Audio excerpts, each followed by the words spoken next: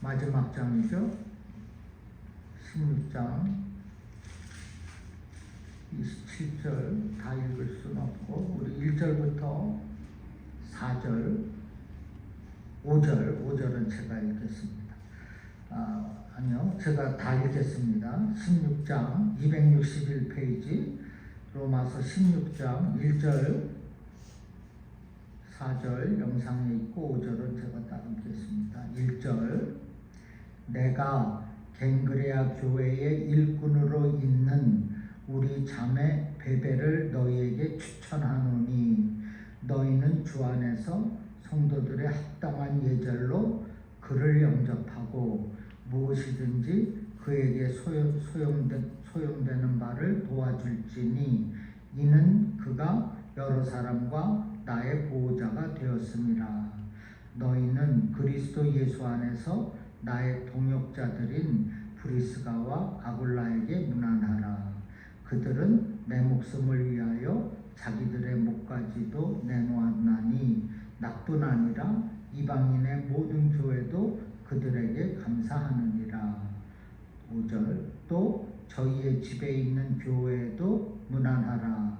내가 사랑하는 에베네도에게 문안하라. 그는 아시아에서 그리스도께 처음 맺은 열매니라. 아멘. 할렐루야. 잘 오셨습니다.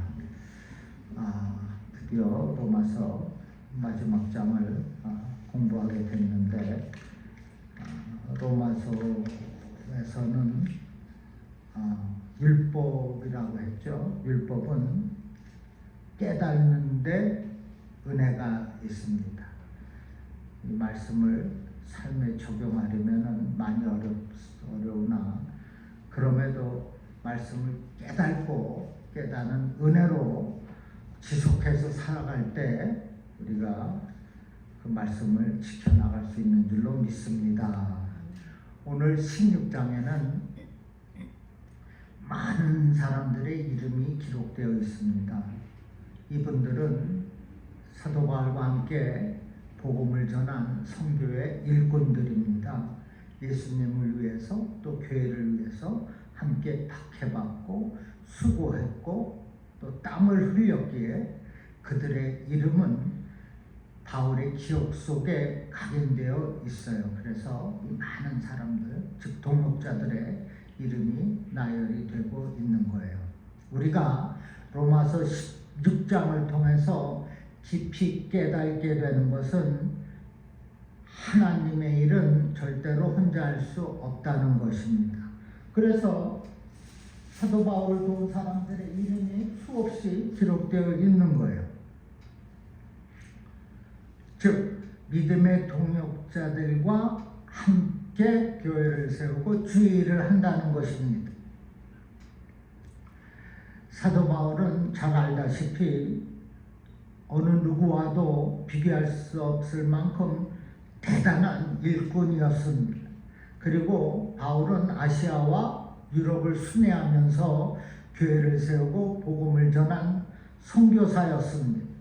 그런데 바울이 그렇게 많은 주의 일을 할 수 있었던 것은 오늘 본문에서 보듯이 벌써 여자 베베가 나왔고 누구요? 브리스가와 아굴라 부부가 나왔고 또 에베네도 부부 사람이 나왔고 계속해서 인물들이 등장해요. 이렇게 많은 동역자들이 있었기 때문에 사도 바울이 복음을 전하고 교회를 땅끝까지 찾아가서 전할 수가 있었다는 것입니다.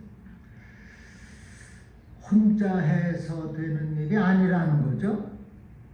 그래서 우리 권사님들 계시고 우리 집사님도 계시고 만약에 여기 아무도 없다고 생각해 보세요.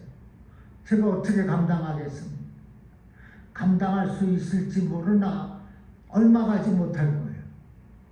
그러나 여러분이 와서 기도하고 말씀 듣고 함께 이렇게 교회를 세워나갈 때 하나님께서는 큰 영광을 받으시고 우리에게는 큰 은혜와 능력으로 함께하는 줄로 믿으시기를 주님의 이름으로 축원합니다. 열왕기상 19장에 보면 엘리야가 나오죠. 이 엘리야 선지자가 바울이 아니라 바알과 아세라의 악한 제사장 850명과 싸워서 승리하는 것을 볼 수가 있습니다. 그런데 이 엘리야 선지자가 나무에 올라가서 숨지 않습니까? 그것은 엘리야가 나만이 하나님의 능력을 가졌고 나만이 그렇게 그 많은 악한 자들과 싸워 이길 수 있다고 그렇게 생각을 했기 때문에 그런 거예요. 결국은 이렇게 승리할 수 있는 사람은 나뿐이라는 그러한 착각을 갖고 있었기에 그가 고독할 수밖에 없었고, 어떻게까지 하냐면은 하나님 나를 죽여주십시오, 엉뚱한 요구를 하는 자가 되었다는 거예요. 이처럼 나 혼자라는 고독은 그가 비록 성령으로 충만하고 능력이 있는 사람이라 할지라도 그의 마음을 나약하게 만들 수밖에 없다는 거예요. 다시 말해서 혼자 한다는 것은 오래가지 못한다는 겁니다. 혼자라는 그 고독, 그것이 그 사람을 쇠약하게 하고 좌절하게 만든다는, 엘리사 선지자가 쓸데없는 짓 하지 나 죽여주시옵소서, 죽여달라고. 그러므로 주의 일은 혼자 하는 것이 아니라, 혼자 하는 사람도 대단하겠지만은 함께 모여서 기도하면서 일하는 그 사람, 산을 옮길 만한 믿음이 있는 그 사람, 그러한 동역자가 되시기를 주님의 이름으로 축원합니다. 먼저 1절에 보면 내가 갱그리아 교회의 일꾼으로 있는 우리 자매 베베를 너희에게 추천하노니라 했어요. 바울은 로마 교회 성도들에게 문안 인사를 하면서 가장 먼저 여자 이름 베베를 등장시키고 있어요. 그런데 이것은 당시에는 놀랍고 파격적인 일이었습니다. 왜냐하면 당시 유대 남자들이 드리는 기도 중에 하나가 내가 여자로 태어나지 않고 이방인으로 태어나지 않은 것에 감사드립니다 라고 기도를 했다는 겁니다. 그 당시 여자를 사랑으로 여길 것인가, 짐승으로 취급할 것인가, 이 정도로 여성의 인권이 유린당하던 시대였습니다. 이러한 시대적 상황에서 지금 바울은 여자, 자매, 베베를 교인들에게 당당하게 추천하고 있어요. 여기 교회 일꾼은 집사로 번역되는 단어인데, 당시 여자 집사는 고아와 과부를 돌보고 병든 자와 가난한 자를 돌보는 일을 했습니다. 지금 바울은 로마교회 성도들에게 교회의 집사, 일꾼인 자매 베베를 주 안에서 합당한 예절로 영접하고 모든 것을 도우라 부탁하고 있어요. 2절에 그렇습니다. 2절 중반쯤에 보면 합당한 예절로 그 베베를 영접하고 무엇이든지 그에게 베베에게 소용되는 바를 도와줄지니라 했습니다. 바울이 이처럼 자신있게 베베를 추천하고 모든 것을 도우라고 말할 수 있었던 것은 지금껏 베베는 교회의 일꾼으로서 많은 사람들을 도왔고 또한 기꺼이 바울의 보호자가 되었기 때문입니다. 2절 마지막에 그러지 않습니까? 그가 여러 사람과 나의 보호자가 되었음이라. 여기 보호자는 앞서가는 자라는 뜻으로 본문에서는 경제적인 후원자가 되었다라는 뜻입니다. 사도 바울에게는 지금 나의 보호자가 될 것만큼 경제적으로 도와주는 여자 베베가 있습니다. 예수님도 이렇게 물질적으로 돕던 여인들이 많이 있었어요. 예수님께서 복음 사역을 하실 때 12명의 제자와 함께 공동생활을 해야 했기에 항상 물질적인 부담이 있었습니다. 그래서 누군가의 물질적인 부담이 아니요 도움이 꼭 필요했는데 누가복음 8장 3절에 보니 헤롯의 청지기 구사의 아내 요한나와 수잔나와 다른 여자가 함께하여 자기들의 소유로 그들을 섬기더라 했습니다. 여집사 베베가 바울을 섬긴 것처럼 지금 요한나, 수잔나, 다른 여자들, 여러 여자들이 자기들의 소유로 하나님의 나라를 선포하는 예수님을 섬겼습니다.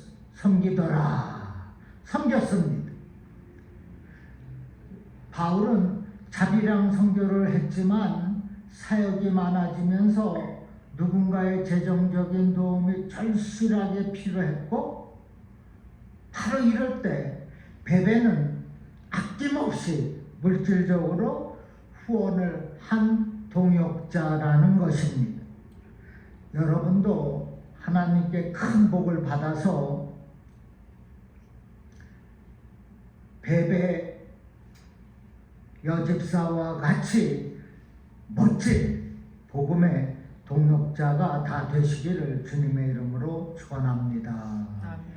자, 3절에 너희가 그리스도 예수 안에서 나의 동역자들인 브리스가와 아굴라에게 문안하라. 브리스가와 아굴라, 이 부부는 본래 로마에 살고 있었는데 로마 황제의 유대인 추방명령 때문에 모든 것을 잃고 고린도로 이주했습니다. 그들은 고린도에서 바울을 만나 복음을 듣게 되었고 이후 바울의 충실한 동역자가 되었습니다. 예수 안에서 나의 동역자인이라고 말하지 않습니까? 지금 이 부부 브리스가와 아굴라 부부는 로마에서 추방당한 것이 오히려 큰 축복이 되어 있는 거예요. 사도 바울의 충실한 동역자가 되었기 때문입니다. 지금 추방당해서 고린도로 이주해서 바울의 복음을 듣게 되었고 이제는 바울을 돕는 동역자, 이거 축복이지 않고 무엇이 축복이겠습니까?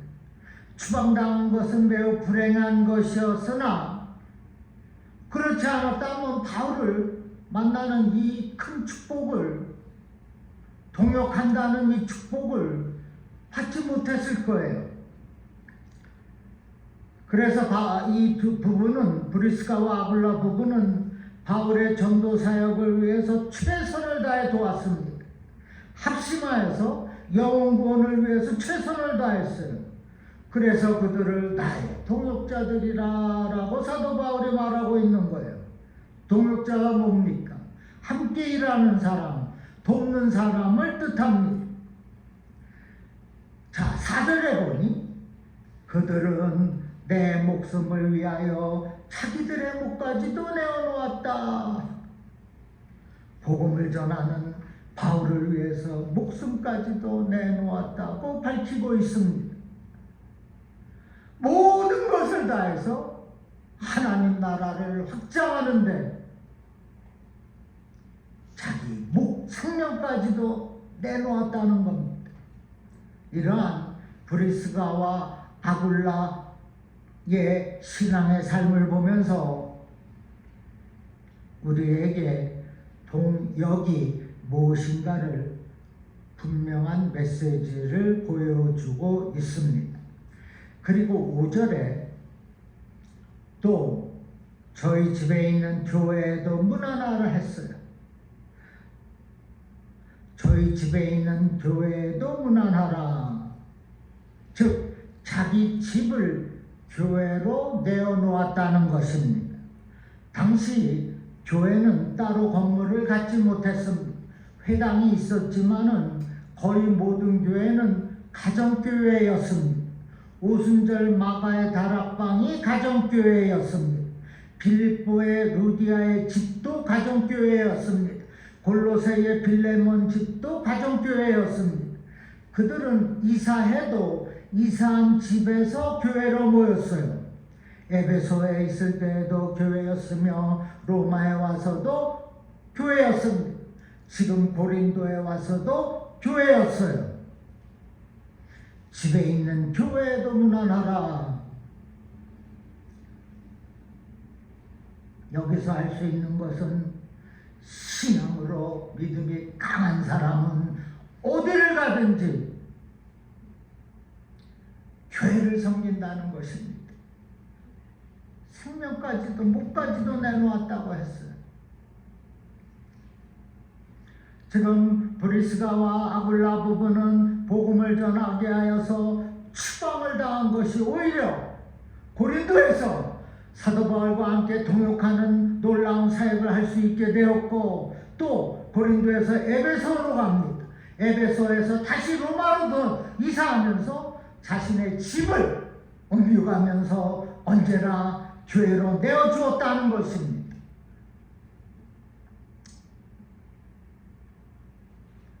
여러분은 그런 적이 있습니까?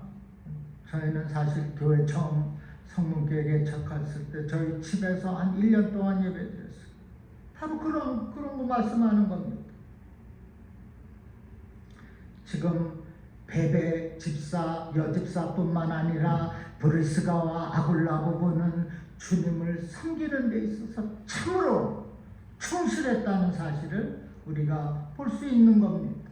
이와 같이 여러분도 주님을 섬기는 일에 있어서 멋지고 충실한 동역자가 되시기를 주님의 이름으로 축원합니다. 우리가 집도 내놓고 물질도 다 드리면서 하나님의 일에 동참할 수 있습니다. 그런데 기도하는 동역이 귀한 거예요. 위하여서 내가 주의 전에 나와 무릎을 꿇고 기도하는 동역이 중요하고, 예배 때마다 열심을 내는 발걸음이 귀하고, 목회자의 사역을 여러모로 도우는 손길이 귀한 것입니다. 자신만을 위하는 이기적인 이 시대에 주님의 사랑을 지켜내고 함께 할 동역자가 되어야 한다는 거예요. 이제 우리 교회는 소그룹 성경 공부를 시작하게 될 겁니다. 소그룹 성경 공부를 인도할 동역자가 필요해요. 함께 교회를 세워나갈 동역자가 필요하다는 거예요. 하나님은 이렇게 동역자들을 통하여서 교회를 세워가고 성도들의 영적 성장을 이루게 하시는 줄로 믿으시기를 바랍니다. 또한 5절에서 마지막 27절 사이에 바울이 기억되는 성도들로 가득합니다. 바울은 그들을 모두 동역자로 여기고 그들에게 사랑을 고백하며 그들의 신앙을 칭찬하고 있어요. 우리도 주 안에서 한 가족이다. 한 가족이다. 우리는 가족 공동체다. 지금 이 많은 동역자들을 가족으로 여기고 있는 겁니다. 저는 동료라는 의식을 정말 갖고 있어요. 그래서 그냥 말도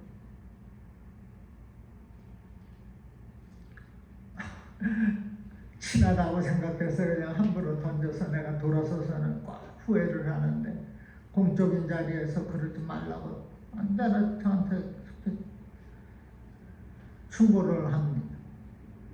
그러나 저는 여러분과 정말 형제자매, 그래서 그렇게 생각합니다. 목사와 성도를 떠나서 그러한 끈끈한 관계가 있어야 한 마음, 한 입으로, 한 뜻으로 죄를 감당할 수 있는 것 아니겠습니까?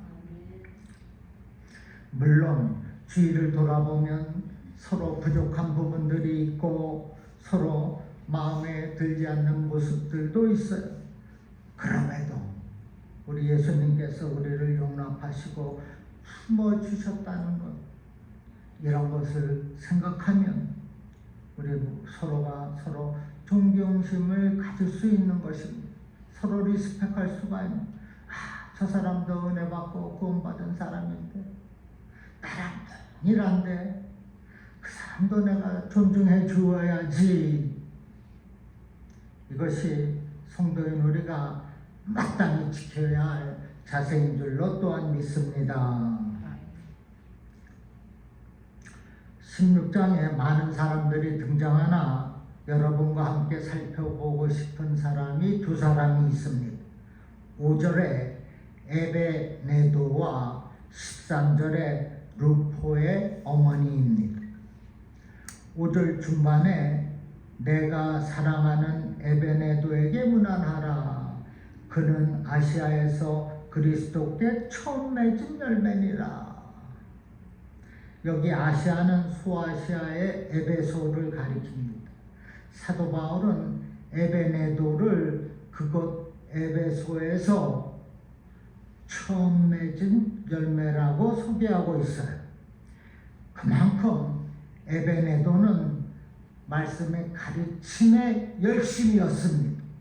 그런데 바울이 에베소에서 사역할 때 에베네도만을 집중적으로 양육한 것은 아닙니다.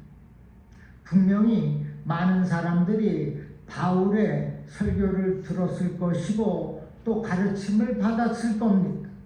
그러나 그들 모두가 열매를 맺는 것은 아니라는 거예요. 지금 에베네도만 처음 열매를 맺은 자라 라고 말씀하고 있어요. 여러분 과일나무를 심어보면, 길러보면 열매가 많이 있습니다. 그 중에 어떤 것은 병이 들어 먹지 못하는 게 있습니다. 어떤 것은 벌레 먹어 쓸모없게 되기도 합니다. 나무에 열매가 많이 맺힌다고 해서 그 열매들이 다 수확될 수 있는 것은 아니지 않습니까? 마찬가지로 많은 사람들이 교회를 출석하고 어떻게 해서든지 신앙의 삶을 살라고 하지만은 사실 그들 모두가 참된 성도가 되는 것은 아닙니다. 그 중에 일부는 신앙의 성숙을 위한 노력을 게으리한 나머지 믿음의 길에서 탈락하게 됩니다. 나무에 열매가 병이 들어서 떨어지는 것과 같습니다. 또 일부는 세상 것을 버리지 못하는 그 유혹으로 세상과 짝하고 생활함으로써 마지막 때에 하나님 앞에서 죽정이처럼 쓸모없는 자로 나타날 자도 있다는 겁니다. 다 처음 맺은 그 열매가 되지 않는다는 거예요. 그래서 우리는 예수님 말 믿게 된 것만으로 만족해서는 안 됩니다. 하나님께서 원하시는 선한 믿음의 열매, 처음에 그 열매를 맺도록 힘을 써야 합니다. 마지막 때에 하나님께서 추수할 만한 곡식으로 잘 익은 열매로 인정받을 수 있도록 노력을 해야 된다는 거예요. 여러분, 에베네도처럼 말씀의 가르침에 열심을 내서 하나님께서 받으실 만한 잘 익은 처음의 열매가 모두 다 되시기를 주님의 이름으로 축원합니다.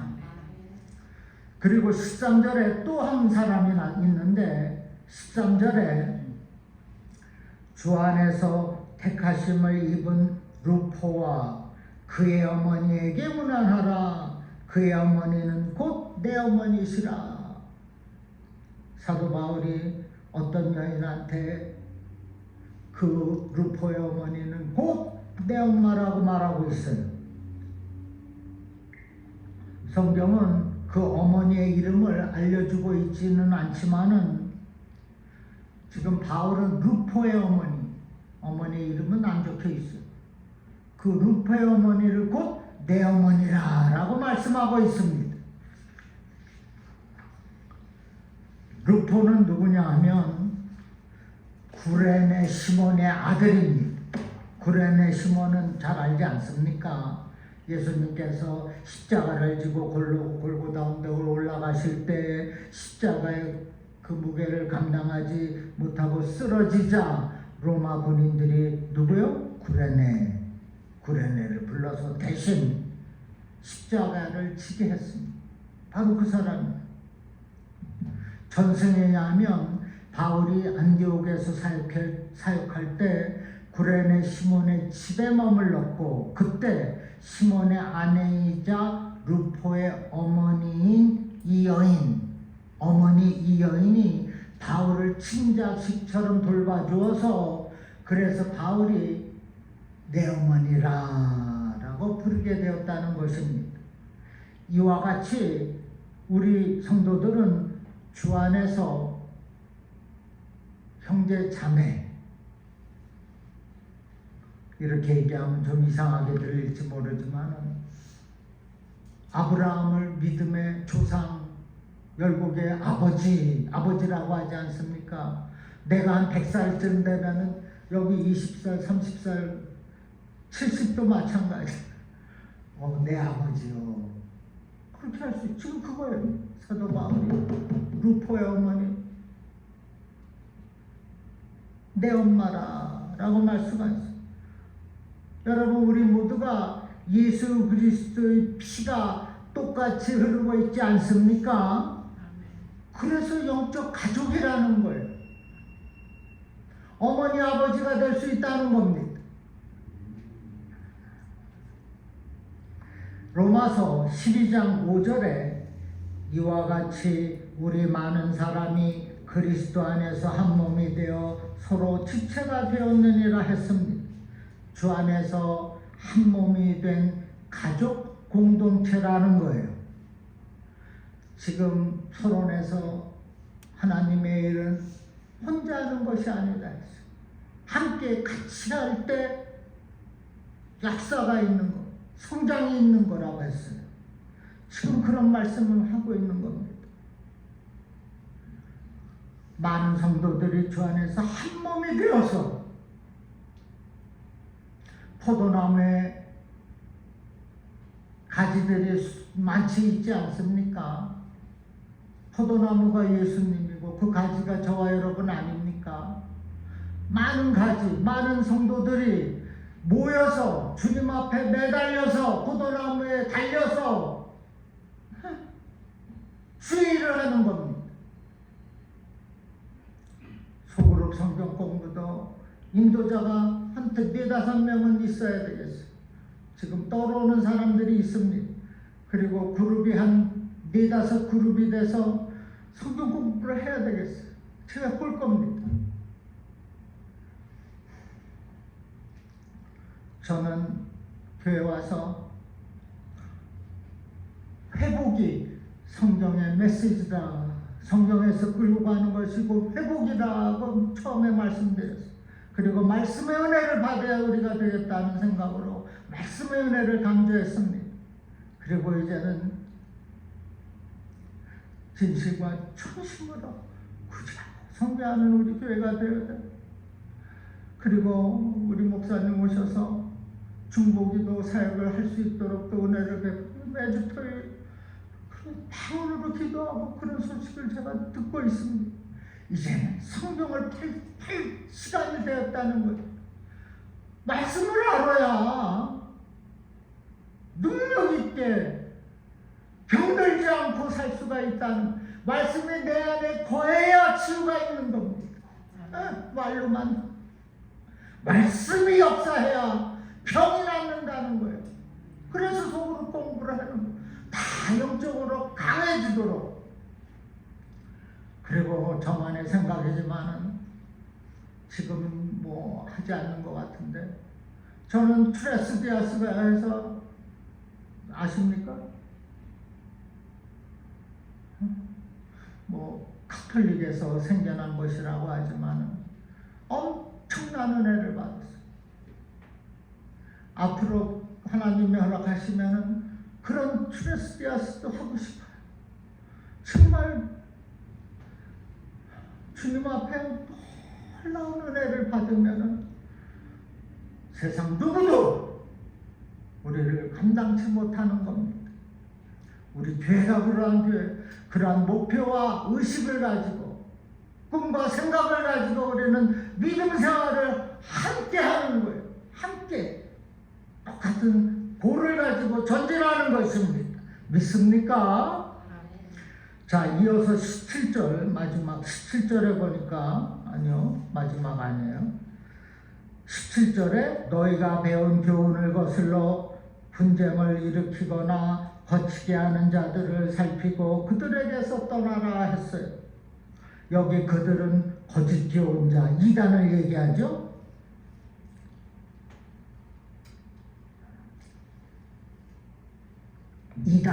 이단의 가르침은 신앙의 순수성을 파괴할 뿐만 아니라 예수님의 복음을 거스르는 것입니다. 그들은 죄의 올무로 올가매려고 덤벼드는 사탄에 속한 거짓 증거자입니다. 지금 마지막 17절, 18절 계속해서 사도 바울은 이제는 거짓 선생과 이단들을 조심하라고 말씀하고 있어요. 성경에서 분명 원수도 다 사랑하라고 가르치지만은, 그러나 이단 그리고 거짓 증거자들에 대해서는 단호하라고 말씀하고 있어요. 디도서 3장 10절에 이단에 속한 사람은 한두 번 훈계한 후에 멀리하라고 했습니다. 요한일서 1장 10절에서는 누구든지 이 교훈을 가지지 않고 너희에게 나아가거든 그를 집에 들이지도 말고 인사도 하지 말라. 곧 거짓 증거자들은 거짓 선생 앞에서는, 이단들 앞에서는 상종조차도 하지 말라고 말씀하고 있는 겁니다. 17절 중반에 교훈을 거슬러 분쟁을 일으키거나 거치게 하는 자들을 살피고 그들에게서 아예 떠나가라고 말하고 있어요. 이단과 가까이 하지 말라는 것입니다. 발걸음 내치는 거 아닙니다. 이단은 무조건 멀리 하는 거예요. 가까이 하면 속게 되어 있어요. 그들이 얼마나 교활하고 지혜로운지 이단과 함께 하면은 듣다 보면은 거기에 빠지게 되어 있어요. 그래서 아예 떠나라, 가까이 하지 말라, 인사도 말라, 상종도 하지 말라는 겁니다. 성경은 그렇게 말씀하고 있어요. 18절에 그들은 교활하고 아첨하는 말로 자기 이익을 위해 순진한 성도들의 마음을 미혹한다고 했습니다. 하와가 미혹을 당했지 않습니까? 뱀한테. 이단을 상대하다 보면 순진한 저와 여러분이 뱀한테, 이단한테 미혹을 당한다는 거예요. 그래서 하와는 평생을 앞에 고통을 가지고 살았어요. 아기 낳는 고통을 가졌다는 겁니다. 여러분, 거짓 교훈으로 하는 그 사람들, 그 말 그럴듯해 보여요. 어떤 때는 깨달음도 있게 그렇게 생각이 될 수도 있어요. 계속 듣다 보면 넘어지게 되어 있습니다. 아예 상종조차 하지 마, 인사도 말라, 잡수도 말라, 아예 떠나라 라고 성경은 말씀하고 있어요. 19절 중반에 그러므로 내가 너희로 말미암아 기뻐하노니 너희가 선한데 지혜롭고 악한데 미련하기를 원하노라. 이러한 이단들의 거짓 증거와 미혹을 이겨내기 위하여서 사도 바울이 권면합니다. 어떻게 해요? 선한데 지혜롭고 악한데 미련하라고 말하고 있어요. 여기 지혜롭고는 영적으로 민감하라는 언어의 뜻이 있고, 미련하라는 것은 둔하여서 물들지 말라라는 뜻이 있습니다. 이 말은 곧 선한 일에 민감하고 악한 일에는 둔하여서 물들지 않아야 한다라는 겁니다. 우리가 가져야 할 가장 기본적인 신앙의 자세요 원칙입니다.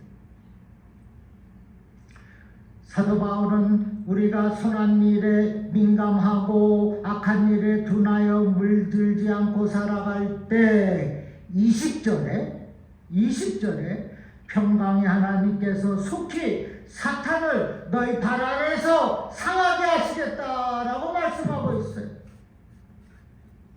우리가 영적으로 민감하고 악한 일에는 둔해야 된다는 거예요. 악한 일은 내가 관계를 하지 않겠다는 겁니다. 그럴 때 평강의 하나님께서 20절에 속히 사탄을, 그 이단을, 그 악한 영을 너희 발 아래서 상하게 하시겠다고 말씀하고 있습니다. 내가 이단 앞에 발을 옮기면 사탄은 더 난리를 칠 것이고, 내가 이단을 떠나고 뒤로 물러서면 평강의 하나님께서 그놈의 나쁜 사탄을, 이단을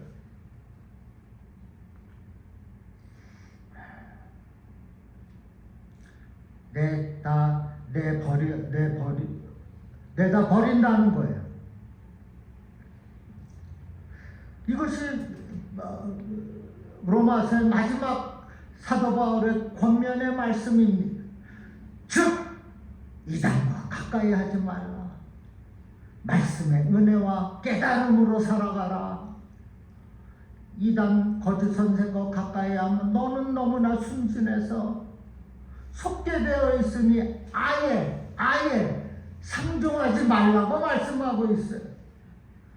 여러분, 이러한 소망을 품고 오늘도 주어진 그 믿음의 길을 담대하게 그리고 기쁨으로 걸어가는 저와 여러분 되기를 주님의 이름으로 간절히 축원합니다. 아멘. 오늘로서 참 어려운 말씀이라서 제가 말씀을 잘 풀이하지도 못했고, 그래서 제가 또 속으로 많이 마음도 상하고 그랬습니다. 그러나 은혜로 또 이렇게 마치게 해주시니 얼마나 감사해요. 이렇게 한 고비고비를 이렇게 은혜로 지나갈 때 이것이 다 저축이 되는 거예요. 이것이 다 우리의 성장에 도움이 된다는 겁니다. 이제 빌립보서를 공부할까 해요. 4장밖에 안 됩니다. 그러나 빌립보서는 우리 성도들에게서 아주 기쁨이 되는 너무 좋은 말씀, 정죄하고 비판하고 그런 말은 없어요. 아주 기쁘게 아주 재밌게 살아가라는 말씀이라서 다음 주부터는 빌립보서를 공부하겠습니다. 한번 기도하고 개인 기도하고 오늘도 승리하시기 바랍니다. 아버지 감사합니다. 나이나 된 것 주님의 은혜인 줄로 믿습니다. 우리가 살아갈 때 고통 중에 있거나 실패 중에 있을지라도 주님은 분명 우리들의 힘이 되는 줄로 믿습니다. 우리가 우리를 사랑하시는 그 하나님의 사랑을 잊지 않게 하시고 끝까지 믿음으로 교회를 지켜나가도록 인도하여 주시옵소서. 로마서를 통하여서 우리가 나가야 할 그 믿음의 길을 깨닫게 하여 주셨사오니 이제 사도 바울의 권면처럼 선한데 지혜롭고 악한데 미련함으로 장차 하나님의 나라의 영광을 소유하는 그날까지 주님과의 동역자 된 삶을 능력 있게 살아가도록 인도하여 주시옵소서. 오늘부터는 정말 하나님의 그 은혜와 깨달음과 그 능력을 가지고 세상을 이기며 살겠사오니 그리하여서 의인된 삶을 살아가겠사오니 주님 축복하여 주시옵소서. 감사하며 예수님의 이름으로 기도합니다. 아멘.